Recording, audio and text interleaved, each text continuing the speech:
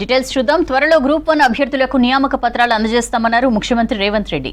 563 మంది గ్రూప్ 1 అధికారులను తెలంగాణ నిర్మాణంలో భాగస్వాములను చేస్తామని చెప్పారు.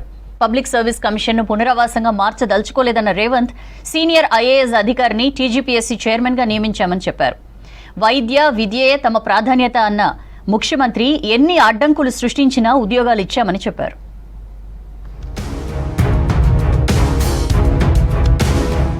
స్వాతంత్ర్య భారతదేశంలోనే ఏడాదిలో 55,000 ఉద్యోగాలు భర్తీ చేసిన రాష్ట్రం ఏదీ లేదన్నారు ముఖ్యమంత్రి రేవంత్ రెడ్డి. హైదరాబాద్లోని ఎన్టీఆర్ మార్గ్లో ఆరోగ్య ఉత్సవాలను ప్రారంభించారు సీఎం. ఏడాది పాలనంతా ప్రజల కళ్ల ముందు ఉందని చెప్పారు. ఈ ఏడాది వైద్య ఆరోగ్య శాఖలో 14,000 ఖాళీలను భర్తీ చేసి రికార్డు సృష్టించామని చెప్పారు. అత్యధిక డాక్టర్లను ఉత్పత్తి చేసే రాష్ట్రంగా తెలంగాణ రికార్డు సాధించబోతుందన్నారు రేవంత్ రెడ్డి. ఈ 75 సంవత్సరాల స్వతంత్ర భారతదేశంలో ఒక రాష్ట్రం ఒక్క సంవత్సరం లోపల ప్రభుత్వ ఉద్యోగాలు 50,000 పైన నియామకాలు చరిత్రలో జరగలేదు. మొదటిసారి తెలంగాణ రాష్ట్రంలో మన ప్రభుత్వం ప్రభుత్వ ఉద్యోగాలు 50,000 పైగా నియామకాలను చేపట్టి ఈ దేశ చరిత్రలోనే ఒక గొప్ప చరిత్రను నెలకొల్పడం జరిగింది. గత ప్రభుత్వం నిరుద్యోగుల ఆశలపై నీళ్లు చల్లిందన్నారు రేవంత్ రెడ్డి. గతంలో పేపర్ లీకులు, పరీక్షల వాయిదాలే తప్ప ఎవరికీ ఉద్యోగం రాలేదన్నారు. రాజకీయ దురుద్దేశంతోనే గ్రూప్ 1 అభ్యర్థులతో ఆందోళన చేయించారని ఫైర్ అయ్యారు. తెలంగాణ పబ్లిక్ సర్వీస్ కమిషన్ను రాజకీయ శరణాలయంగా మార్చదలుచుకోలేదన్న రేవంత్ సీనియర్ ఐఏఎస్ అధికారి బుర్రా వెంకటేశాన్ని చైర్మన్గా నియమించామని చెప్పారు.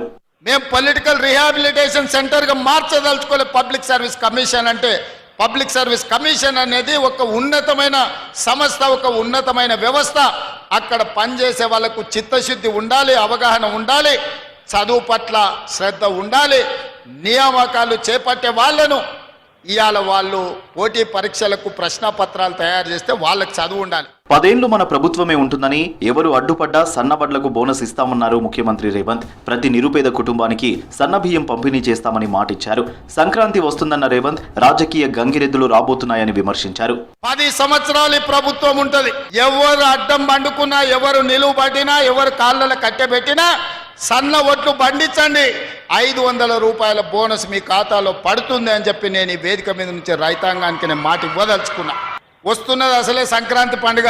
ఇవాళ వచ్చేటోళ్ళు కూడా గంగిరెద్దులను తెచ్చి ఎన్ని దండాలు పెట్టించినా వాళ్ళ లక్ష్యమంతా రేపు వచ్చే సర్పంచ్ ఎన్నికలలో ఓట్లే తప్ప రైతుల కష్టాలు కాదు, రైతులను ఆదుకోవాలన్న ఆలోచన కాదు.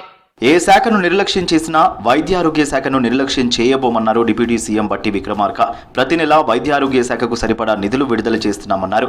రాజీవ్ ఆరోగ్యశ్రీతో పేదలు ధైర్యంగా జీవిస్తున్నారన్నారు బట్టి. బీజేపీ రోడ్లపైకి వచ్చి ధర్నా చేయడం సిగ్గుచేటన్నారు. మిగతా శాఖలకి సంబంధించిన నిధులు కొంత 1-2 రోజులు ఆలస్యమైనా ప్రజా ఆరోగ్యానికి సంబంధించిన నిధులు మాత్రం ఒక్కరోజు కూడా ఆలస్యం కావటానికి వీల్లేదని చెప్పి ఈ ప్రభుత్వం ఏర్పడిన దగ్గర నుంచి ప్రతి నెల టంచనగా నిధులు రిలీజ్ చేస్తూ వైద్య శాఖ పైన ప్రత్యేక దృష్టి సారించి ముందుకు పోతుందని చెప్పడానికి నేను చాలా సంతోషిస్తా ఉన్నాను. పేదల సంరక్షణ ప్రభుత్వ బాధ్యతన్నారు వైద్య ఆరోగ్య శాఖ మంత్రి దామోదర రాజనరసింహ. వైద్యపరంగా ఏ పేదవాడు అప్పులపాలు కావద్దనేదే తమ ఉద్దేశమని చెప్పారు. వైద్య రంగం సేవారంగం అన్న దామోదర వైద్యంతో వ్యాపారం చేయొద్దని కోరారు. పేదవాడు ఎప్పటికీ కూడా వైద్య పరంగా అప్పుల పాలు కాకూడదు. పేదవాని వైద్య సంరక్షణ అనేది ప్రభుత్వ బాధ్యత. దానికి తోడు ఈనాడు విజ్ఞప్తి ప్రైవేటు క్లినిక్సే గాని, హాస్పిటల్స్కే గాని ఆరోగ్య సేవలంటే అతి పవిత్రమైన సేవలు. దాని వ్యాపార రీత్యా మార్చకండి, ఎక్స్ప్లాయిట్ చేయకండి పేదవాన్ని.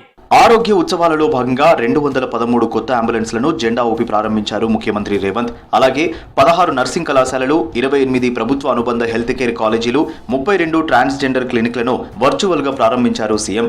కొత్తగా ఎంపికైన 442 మంది సివిల్ అసిస్టెంట్ సర్జన్లతో పాటు 24 మంది ఫుడ్ సేఫ్టీ ఆఫీసర్లకు నియామక పత్రాలను అందించారు.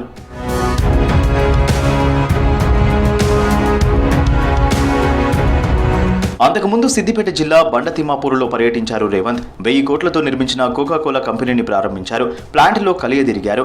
ముఖ్యమంత్రిగా బాధ్యతలు చేపట్టిన తర్వాత గజ్వేల్లో రేవంత్ పర్యటించడం ఇదే తొలిసారి.